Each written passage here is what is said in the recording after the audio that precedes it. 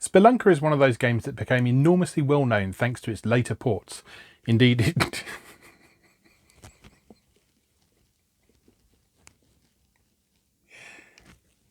Hello.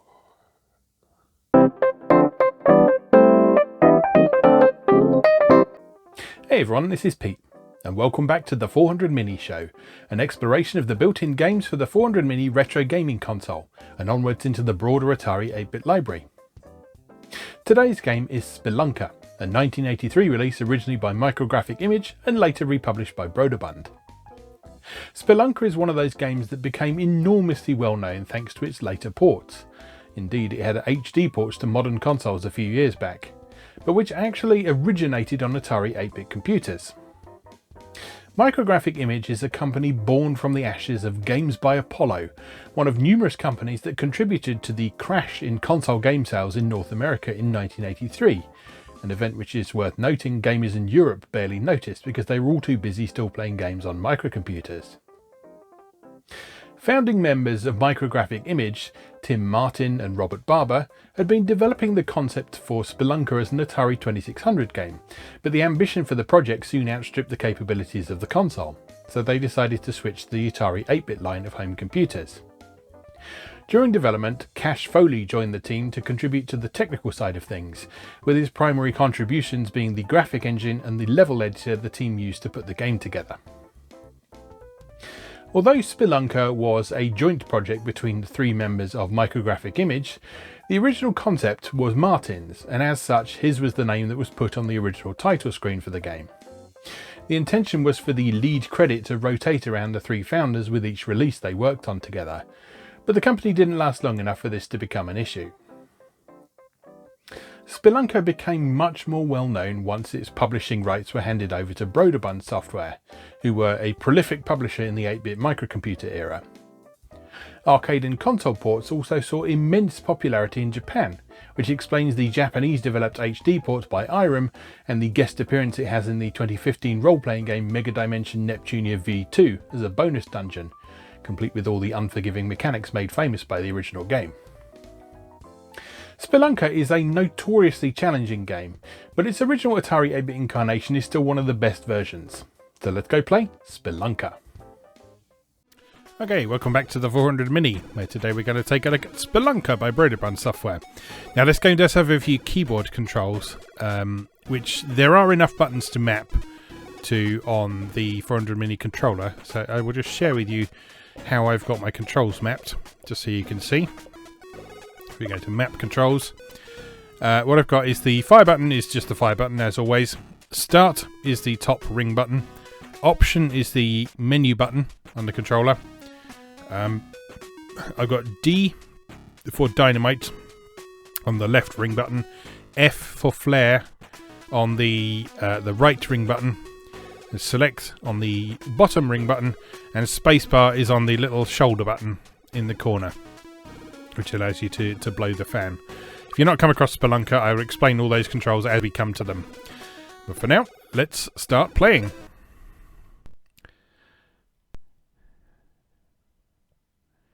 We've got a nice little intro sequence on this version. There's actually a couple of different releases of this, as I said. You've got the original version, and this is the Broderbund Software version. They're mostly the same, but the original release has different intro music.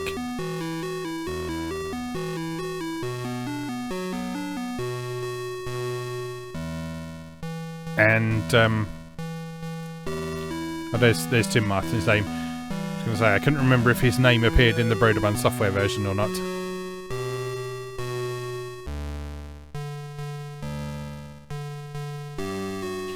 GraphicImage. Copyright 1984 Broderbund. Alright, well let's begin. Now entering the elevator. Alright, so in Spelunker, you control the chubby little chap there. And your job is to explore the caves and collect stuff. So that there is a flare. This is a piece of dynamite. The sort of I won't say what... Whoopsie. I won't say what I think they look like. We'll call them shake weights. We'll call them shake weights. If you know, you know. Those are replenishments for your energy. Well, I think it might be your air supply, which, as you can see at the bottom, is gradually declining constantly as you're exploring.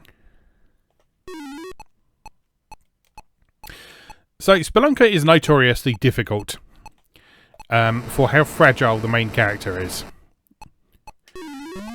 With by far the most common way of dying being falling too far, which was not unusual for platform games of the era.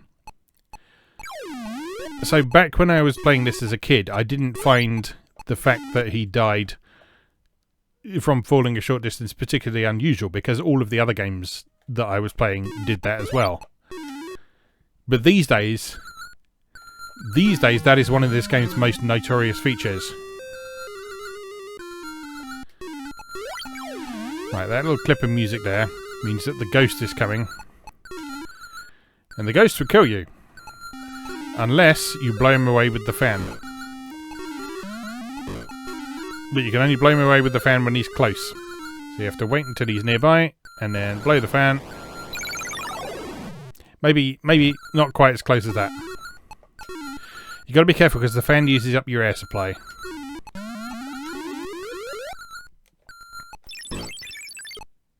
And all this other stuff I'm collecting is just points, basically.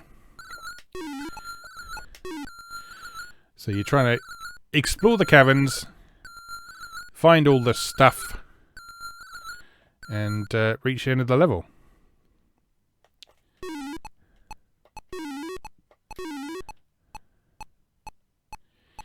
Yeah, I was always very fond of this game for lots of reasons, really. I thought the main character had a bit of personality to him.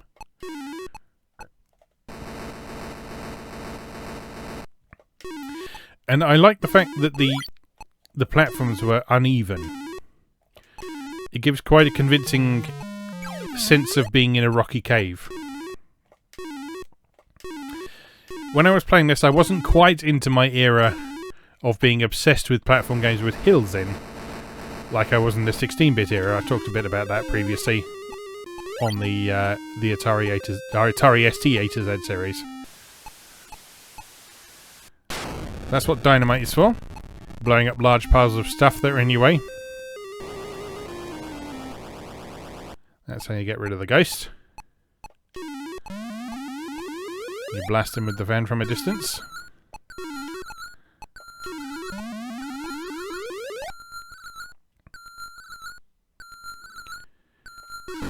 Whoopsie, that was silly.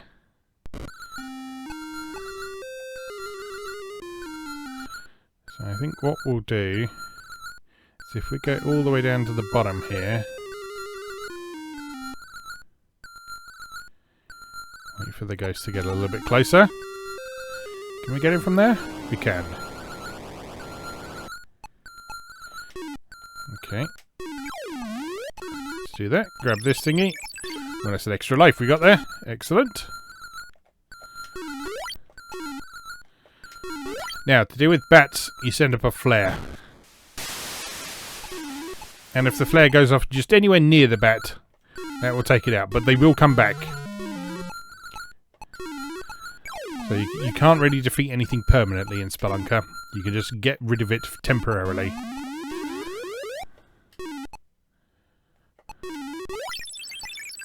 And that smoke coming out of that little rock there obviously will kill you, because it's an 80s platform game and everything kills you.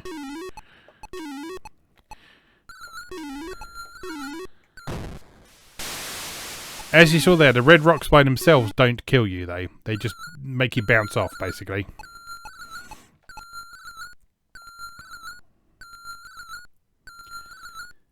But if you're not careful, that can bounce you into danger.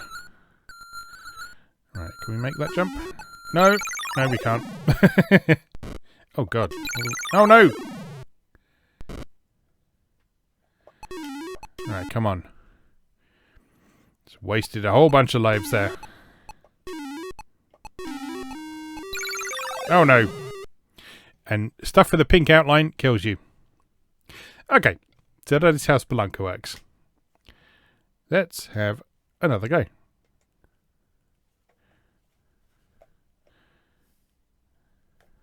Let's enter my name first.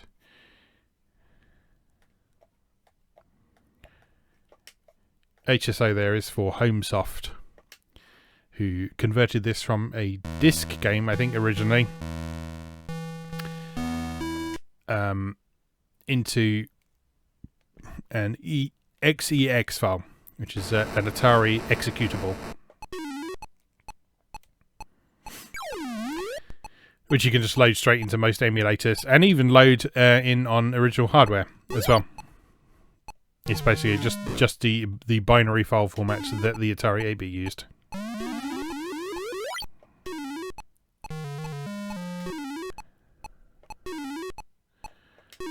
Do you like the sound effects in this as well? This is one game where audible feedback is very good because everything makes its own sound.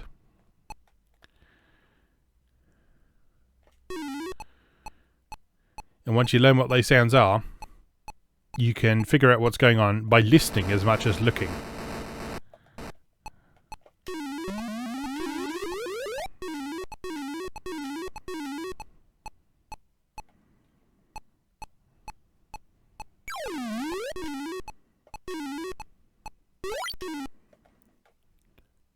And yeah, I really like this game.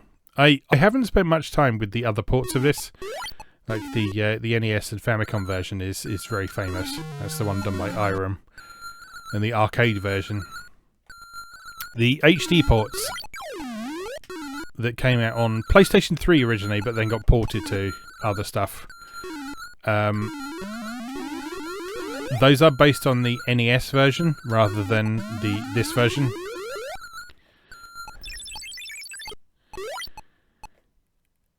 And from what I can tell, the main difference is that the console versions have a much more zoomed in perspective on what's going on. So you can see less of the level at the same time. And I can imagine that affecting gameplay a bit. I don't know about a lot, because you're only, even at this zoom level, you're only really looking at part of the screen at any one time. Like, the stuff going on down at the bottom of the screen isn't super relevant to me.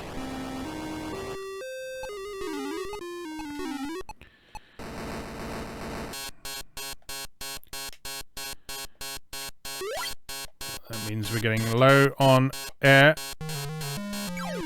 There we go. But those pickups replenish you to full regardless of how much you've got left. Yeah, I think the zoomed out perspective does help a bit with forward planning on determining where you're going to go, where you might want to go next.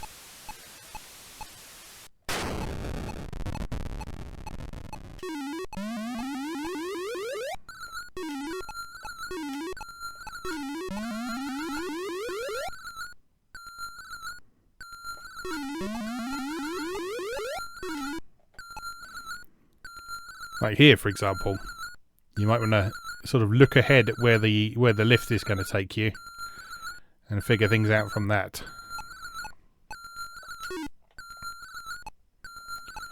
I actually survived that fall. Interesting. Okay. Oh! Ah!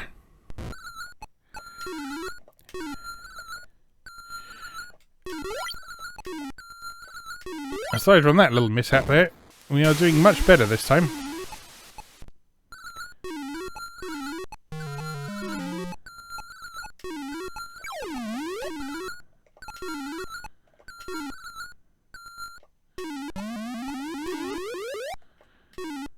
I'm not entirely sure what these things you're collecting are supposed to be. It might tell you in the original manual, but I've never actually seen the original manual for Spelunker.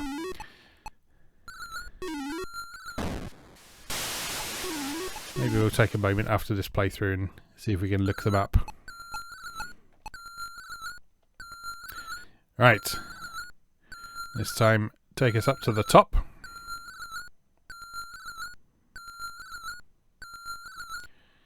And onwards into this little area here.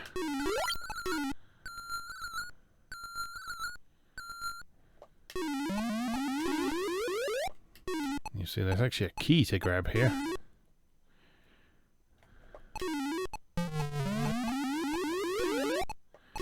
Which I can't remember what you do with, or if you just need it to progress. But hopefully we'll find out.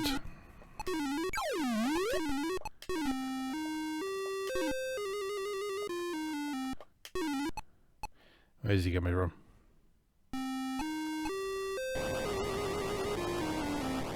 Yeah, so you can get the ghost from quite a distance away with the fan. So you should try and do so. Right. Tricky jump ahead. Oh! That's not how to do it. All the way back over here.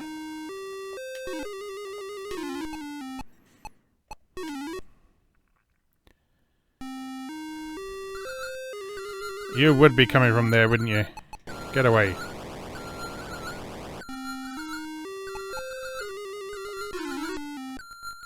Alright, there we go. Then jump over there and... almost to safety. Almost to safety.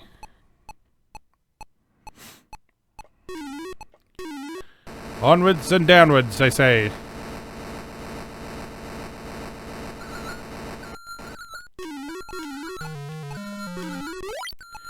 It should probably go without saying that as a kid, I found the fact that one of the main enemies in this was bats pooing on you to be absolutely hilarious. Oops. To be the absolute height of comedy. Right, so here we are in a minecart. So we have to time passing these flaming jets at the appropriate time.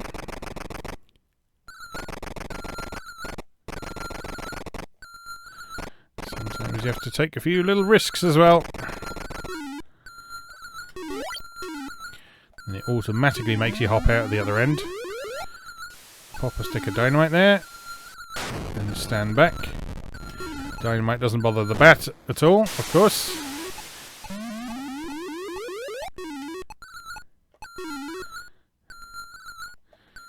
Sneak back. And hop back into the thing. There we go.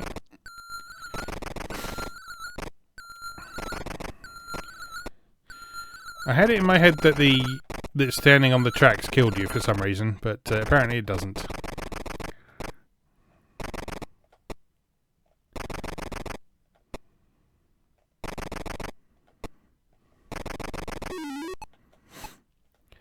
But yeah, this game is cool, just for all the little touches it has, and all the little interesting things you can do. There was a lot more to it than many other platformers from the period,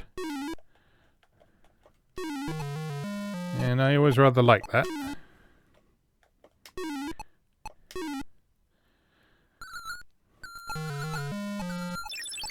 So you weren't just trying to clear a screen of stuff. You weren't trying to collect all the things. Well, I guess you are trying to collect all the things, but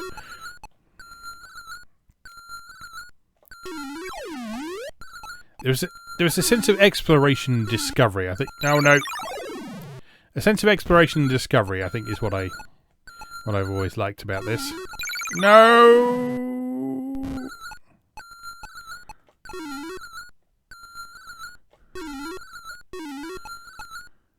Come on now. Come on now, I can do this. And jump! No! Oh, that's upsetting. That's upsetting. Sigh. Come on then. It was a much better score that time, though.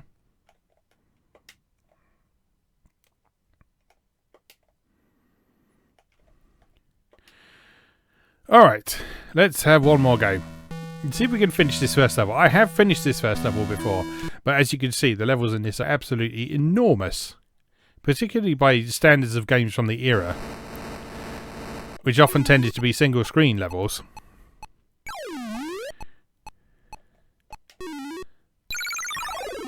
a good start, is it?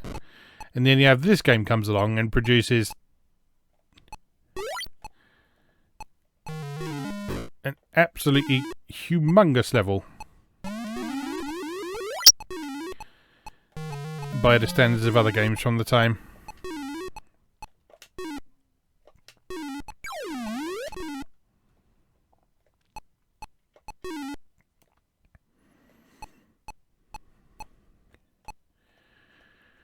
Right, onwards, carefully.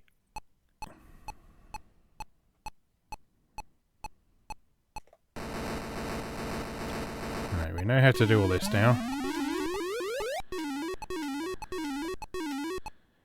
These first two floors are still very straightforward.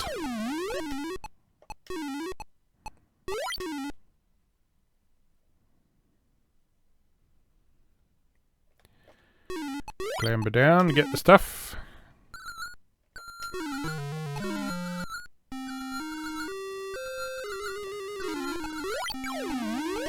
Ghosts!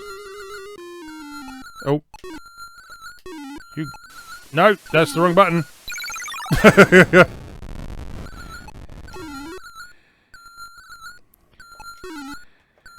That is what we call panic.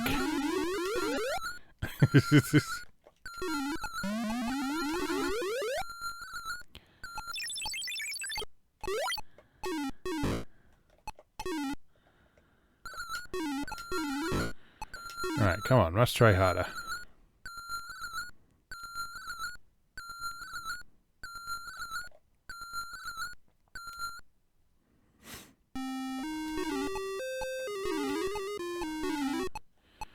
Where are you coming from? There you are. Go away!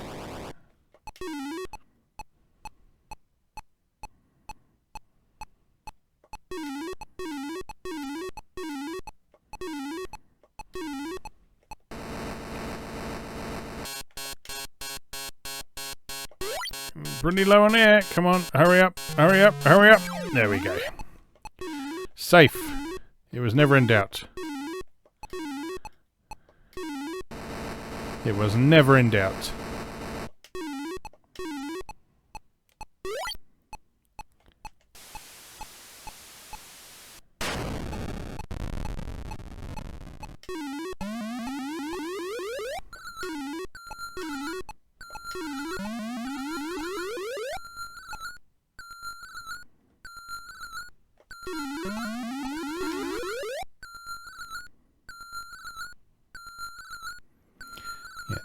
Timing the jumps onto those elevators is something you need to get to grips with fairly quickly.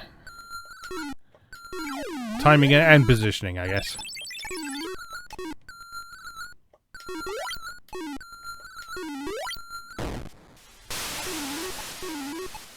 Just getting accustomed to the trajectory and height of the jump in general, I guess. Because it's not a huge jump. It's not a huge jump. Where are you, Mr. Ghost? There you are. Begone, foul spirit!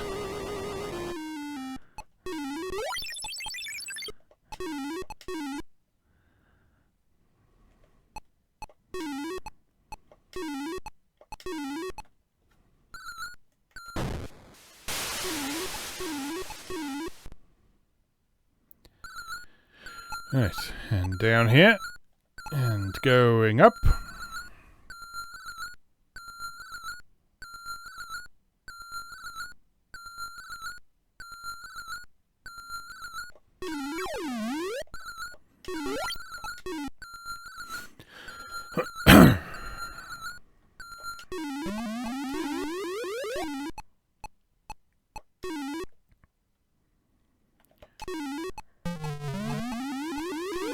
Lovely key. Ooh, excuse me.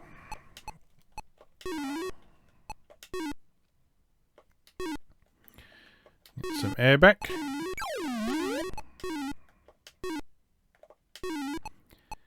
And then time for the tricky jumps again.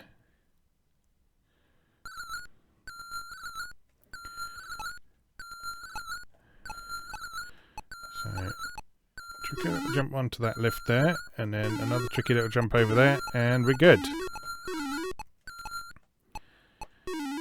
Alright.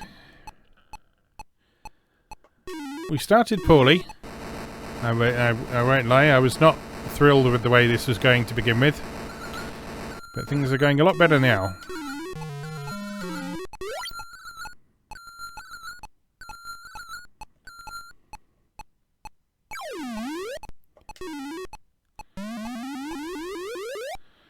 Alright, time for a bit of minecart fun.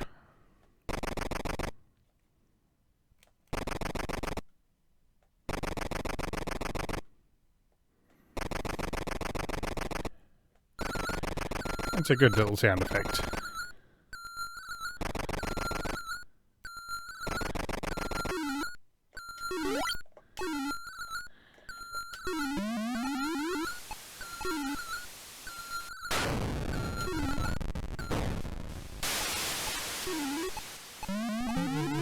I do think... Oh no!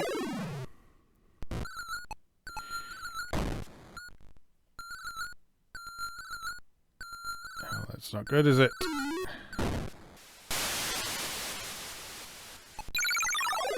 Oh no! No! No, no, no! Oh.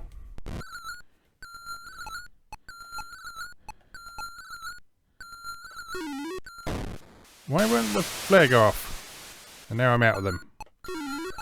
Oh! Well, I feel like I deserved that after the way that run started.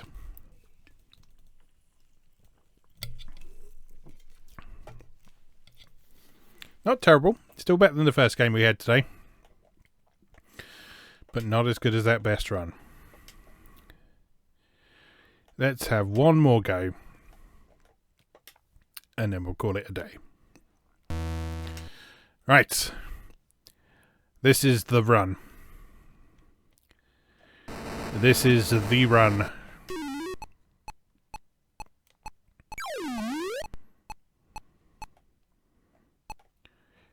Alright, no unfortunate deaths at that first pitifully easy obstacle.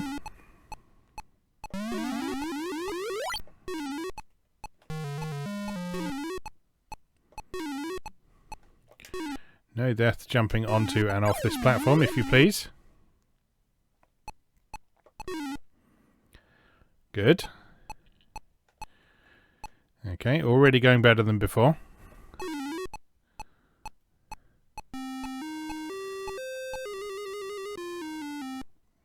Come on, where are you?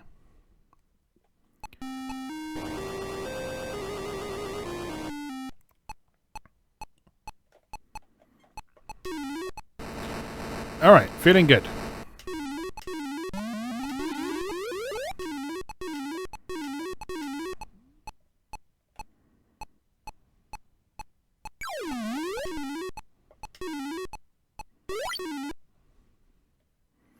Almost wish you could skip this beginning bit now.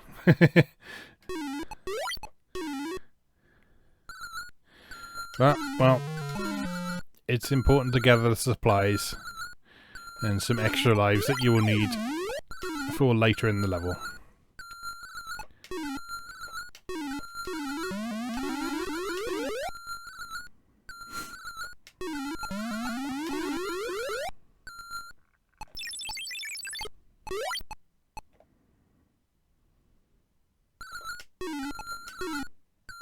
I think you might have a maximum number of lives, you know. Because I feel like by this point on previous playthroughs we've had an extra life there. And we haven't died yet, so... maybe you can only hold 4 lives at once.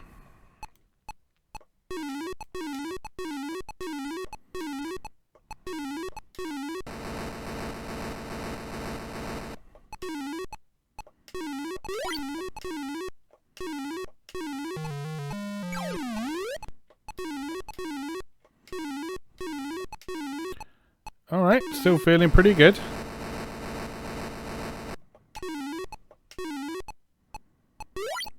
Still feeling pretty good.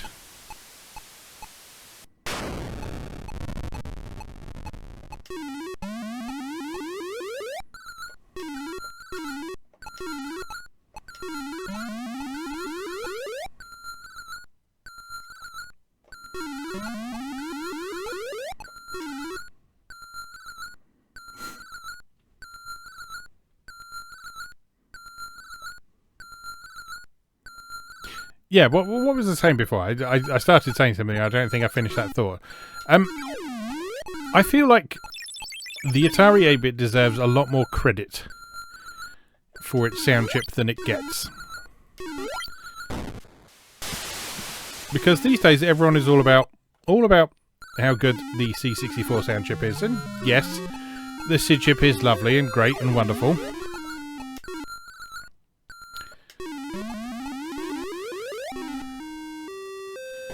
But good old Pokey, as well as having a name that it's fun to say, was just great. It was capable of some really good sounds.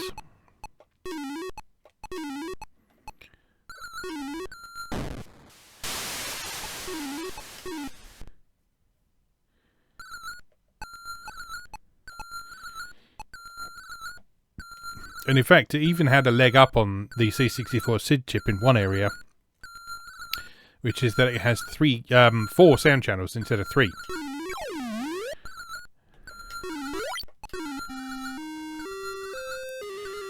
Now, in some respects, that is testament to how good both SID and the people using SID were. In that a lot of C64 music sounds like it's got way more than 3 sound channels going on.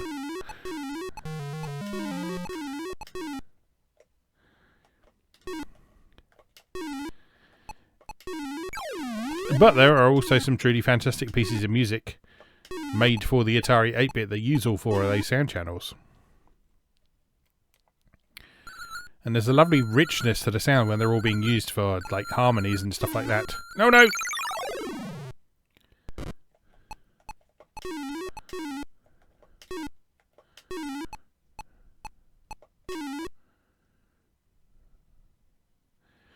I think what might happen is that any lives you have over 4 just aren't displayed.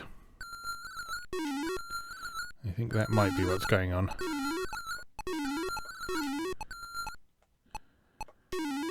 So you are still getting those extra lives, but they're sort of being held in reserve until you need them.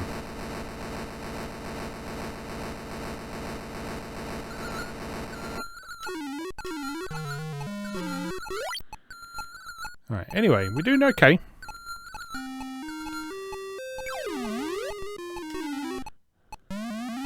We're doing okay at the minute. It's around here where it all tends to go horribly wrong. No? Okay. I thought once you heard the music, the ghost was always going to come, but apparently not. Apparently there are designated ghost-free areas. Which I'm certainly not going to complain about.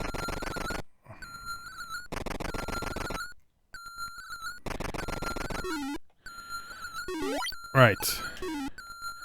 Let's get this right this time. So, bomb, run away. Kaboom, very good. Flare.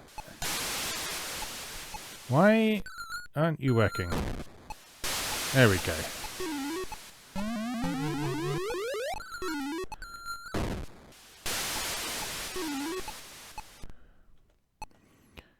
Okay, whether or not the flares work seems to be a little bit erratic based on your position, which is quite annoying because it means I keep getting shat on. There we go. Right.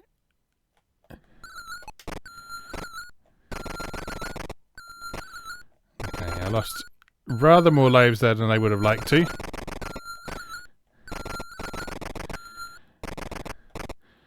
See if we can be extra careful for the rest of our time here.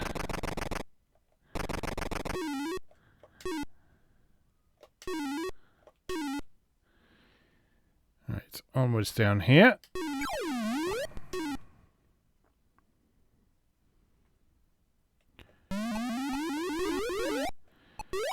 Okay, we've nearly matched what we achieved in that one really good run. Just need to get over 100,000 points and we're there. Right, this is a tricky bit though.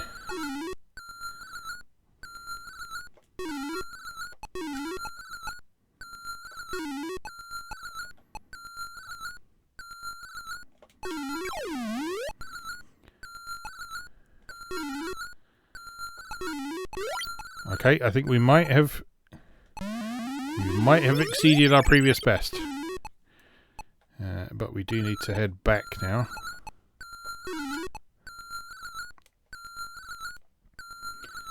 We've got a long way to go with no air replenishment. But I have confidence. I don't think we've got any... We don't have any really horrendous obstacles in our way. On the return journey, I don't think. So we just need to make sure we keep moving and hope we don't run into the ghost. Do do do do do do do do do.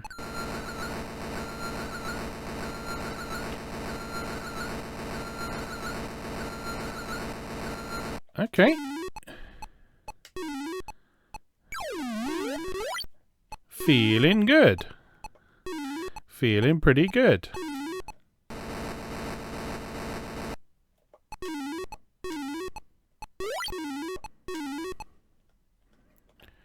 Right, carefully over that. Down here, let's see what's what. Oh, there's our air replacement over there. That's... Oh no! No, no, no, no, no.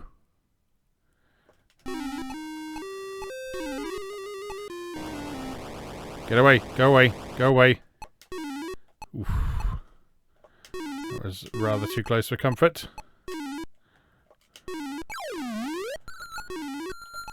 No! Oh, I still got a life left.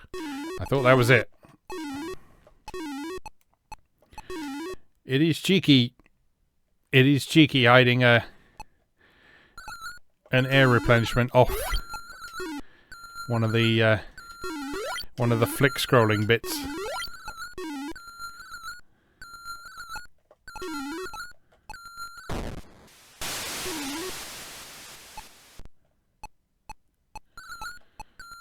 Okay.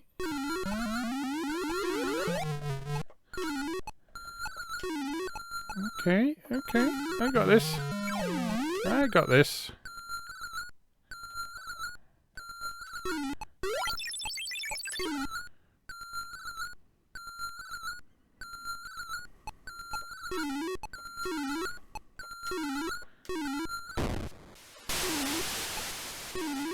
I'm not at all feeling tense that this is my last life. Oh no, I got another life. Oh, I'm feeling less tense all of a sudden.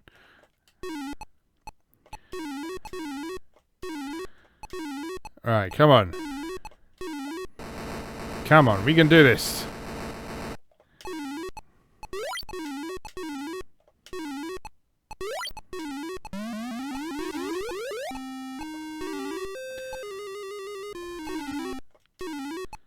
I don't have time for your nonsense, ghost. Oh,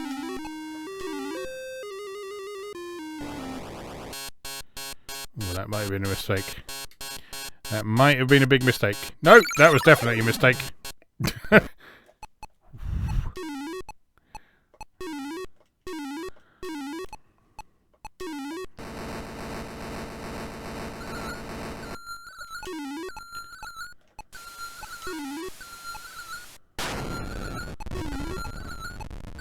Not close enough.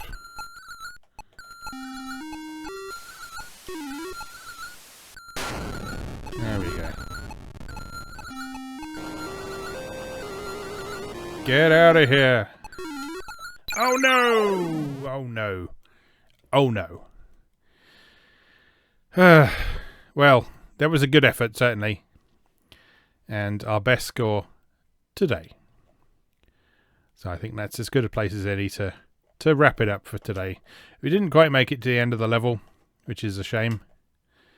But we got a good distance through. And we made a bit of significant progress along the way. So I'm pleased with that. Anyway, that was Spelunker, a game that I've always very much liked, and a game that I'm always keen to note came out on Atari 8-bit first. Like so many other games that we've covered on this series, it originated on Atari 8-bit and then went and became much more well known thanks to other ports of it. It's the way things go, all too frequently it seems. But anyway, we'll leave that there for now. Just remains for me to say, as always, thank you very much for watching, and I'll see you again next time.